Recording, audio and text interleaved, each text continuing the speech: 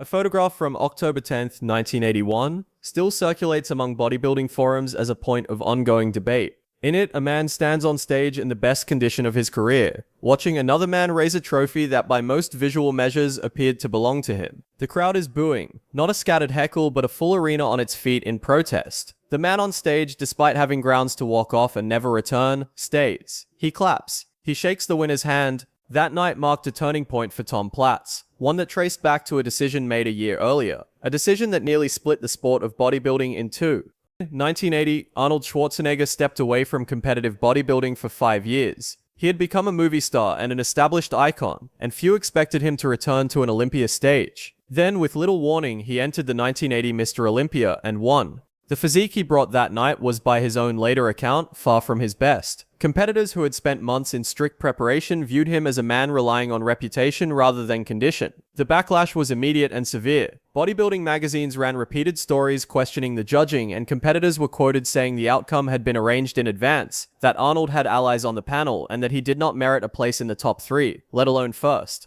The contest became known as the Sydney Affair, a name still used today. The anger it produced did not fade. It continued to build. 3 of the sport's biggest stars, Frank Zane, Mike Mensa, and Boya Ko, announced they would boycott the following year's Olympia entirely, refusing to compete or attend as a direct protest against what they viewed as a compromised system. The decision carried significant risk. Skipping the sport's largest stage meant forfeiting a year of opportunity, prize money, and career momentum. They judged the principle to be more important. Their absence opened the field to a level of unpredictability the judges themselves were not equipped to manage. Franco Columbu entered that field. He had already won the Olympia once in 1976, but his career had largely stalled afterward. In 1977, he sustained a severe knee injury during a World's Strongest Man competition, an injury serious enough that most assumed his competitive career was over. For the next 4 years, he made no Olympia appearances and attempted no major comeback. Then, at 40 years old, an age most bodybuilders consider past their competitive prime, Columbu announced his return, not to a minor show but to the Mr. Olympia itself, 1 year after the sport's most controversial decision, in a field that had just lost 3 of its most prominent competitors to boycott.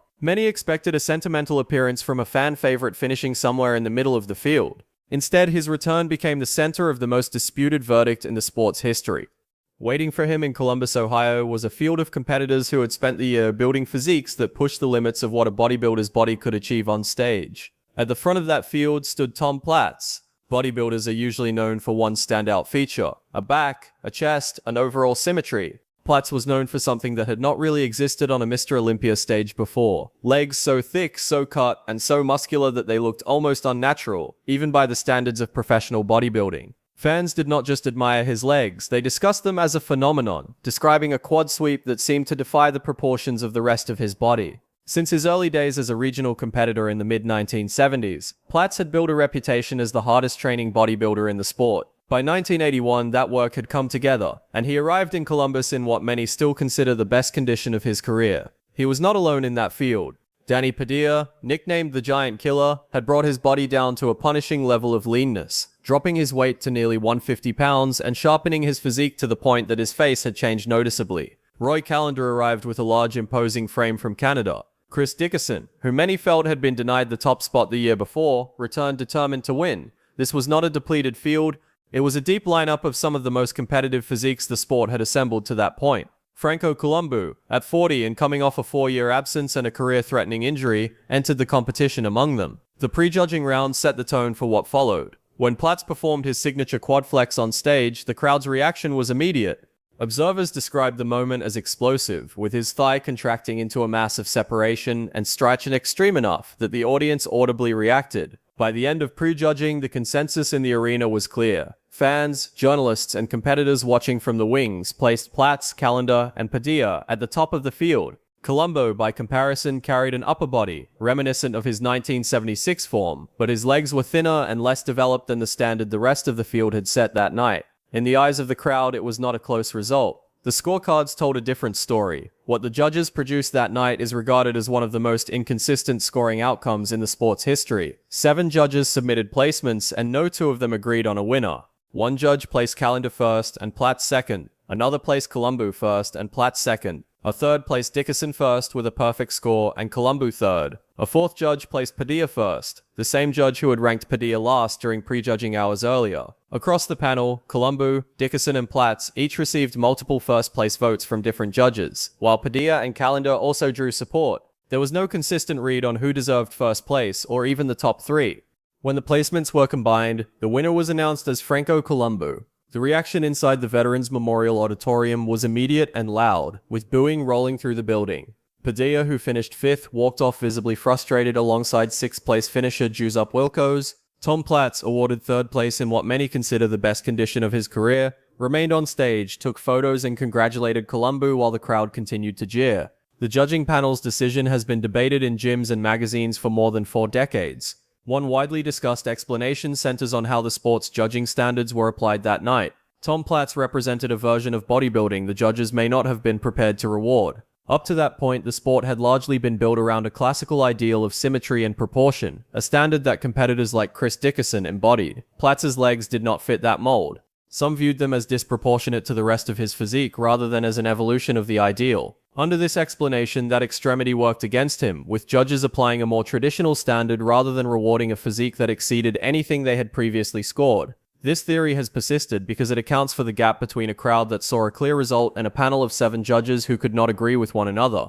Understanding why this loss affected Platz the way it did requires understanding what he had put into reaching that stage in peak condition. Platz did not build his legs through a genetic advantage. He built them through a training reputation that other professional bodybuilders discussed with a mix of disbelief and respect. Squat sessions reported to exceed 20 repetitions at weights that would injure most competitive lifters, and leg workouts intense enough that training partners stopped counting his sets because the number no longer carried meaning. Coming up as a Mr. America competitor in the mid-1970s, Platz did not have the natural mass of some of his rivals.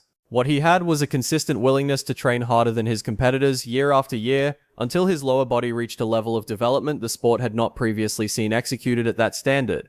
By the time he won his weight class at the 1978 Mr. Universe in Acapulco and turned professional, his reputation as the hardest training bodybuilder in the sport was already established among those who trained alongside him.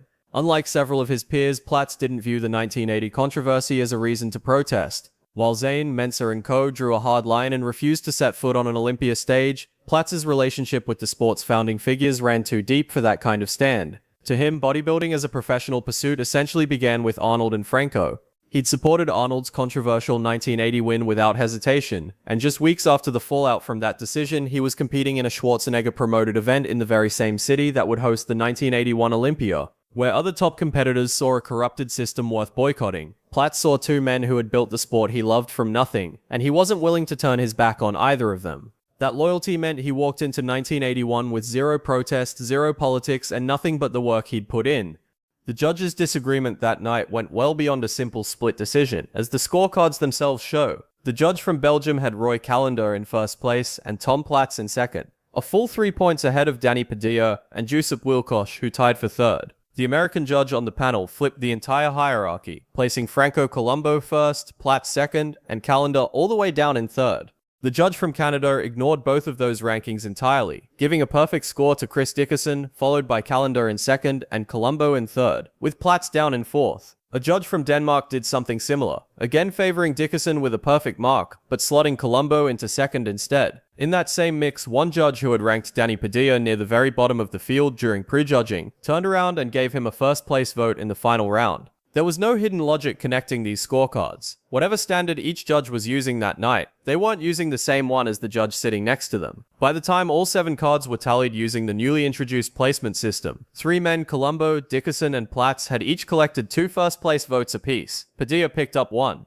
Callender, despite topping more than one judge's individual point totals, ended up with no first-place placements at all once the votes were combined. The result amounted to a coin flip dressed up as a scoring system, and the coin landed on the one man in the entire top 6 whose legs looked the least developed on that stage. One writer covering the event for a bodybuilding magazine described Colombo's thighs that night by comparing them to a pair of overstuffed sausages straining against his skin, a phrase that stuck with fans for years afterward. Next to Dickerson's balance, Padilla's shredded conditioning, Callender's mass, and Platz's explosive quad separation, Colombo's lower body simply didn't belong in the same category. His routine that night leaned entirely on the strengths he did have, a wide detailed back and a side chest pose that showed off the upper body he'd rebuilt to resemble his 1976 form. It was enough to remind everyone why he'd once been a champion. It was not by the visual evidence almost everyone in that arena had just watched, enough to be champion again. Danny Padilla pushed himself further than most that night, chasing a title he ultimately wouldn't get.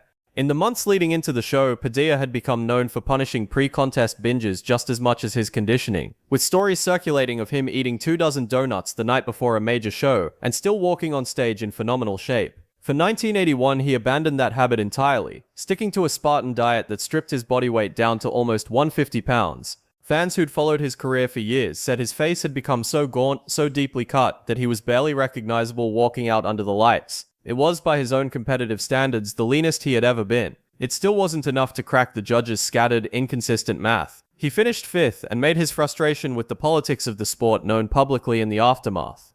When the final decision was read out and Columbu's name was announced as the winner, the reaction was a wall of booing that rolled across the entire auditorium, loud enough that competitors standing on stage could feel it in the room. Padilla walked off immediately alongside 6th place finisher Jusup Wilkosh, making no attempt to disguise his anger.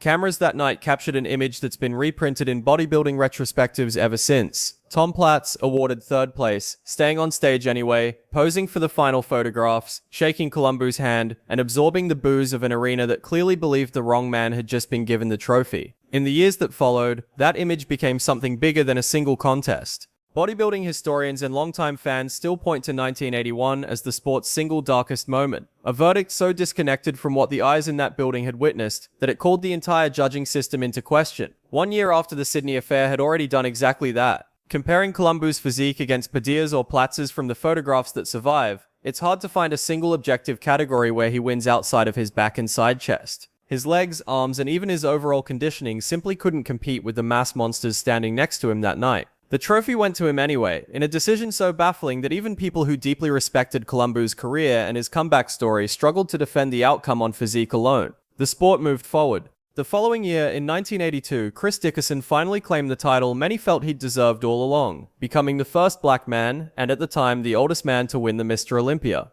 Samir Bannout took the crown in 1983. And starting in 1984, Lee Haney began a dominant 8-year reign that pulled the sport's biggest stage away from controversy for the better part of a decade.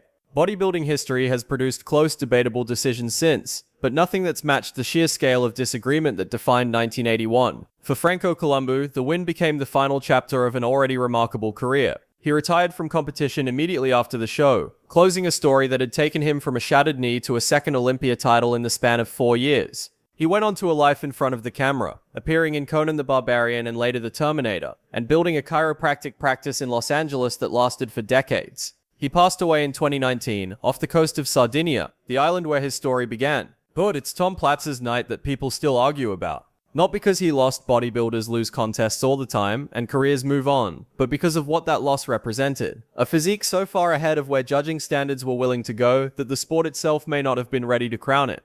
Platz's response in the aftermath is part of what keeps this story alive. He didn't file a complaint. He didn't launch a public campaign against the judges. He didn't boycott future contests the way Zayn, Mensah, and co had boycotted this one. He kept training, kept competing, and kept building a legacy inside a system that had, by nearly every account of that night, failed to reward him properly. Fans have pointed to that response as its own kind of statement, that Platz's real answer to 1981 wasn't outrage, but continuing to push his own body further than anyone else in the sport was willing to go, decision or no decision. That response is part of why his reputation has only grown in the decades since. Ask bodybuilders and coaches today to name the greatest set of legs the sport has ever produced, and Platz's name still comes up first, more than 40 years later. Documentaries have been built around his training philosophy. Clips of that 1981 quad flex still circulate online, introduced to entirely new generations of fans who weren't alive to see it happen live. In a sport where physiques and trends shift dramatically every few years, that is a remarkable kind of staying power, built not on the trophy he didn't win, but on the standard he set trying to win it. It's also worth considering how differently this story could have gone. If even one of those 7 judges had scored the night the way the crowd inside that auditorium clearly saw it, Tom Platz walks away from 1981 as the Mr. Olympia champion, and Franco Columbu's comeback becomes a respectable but ultimately unsuccessful final chapter. Instead, the math broke the other way. and it produced something arguably more enduring than a clean victory ever could have. More than 40 years of fans, historians, and fellow competitors still dissecting scorecards from a show most of them weren't even old enough to have watched live. Controversy, it turns out, has its own kind of permanence, and 1981 gave bodybuilding one of its most lasting examples. Franco Colombo passed away in 2019, off the coast of Sardinia, the island where his story as a bodybuilder first began. He left behind a Mr. Olympia record that included 2 titles, a comeback that few athletes in any sport have matched, and a decision that, even in his own obituaries, was still described as one of the most disputed in his sport's history. Tom Platz, meanwhile, is still asked about that night in nearly every interview he gives, more than 4 decades later, and by most accounts he still answers with more grace about it than the judges probably deserved. Decades later, fans still call him the uncrowned Mr. Olympia of 1981, and perhaps that is the most fitting legacy a result this controversial could produce. Not a trophy, but a debate that has never actually ended.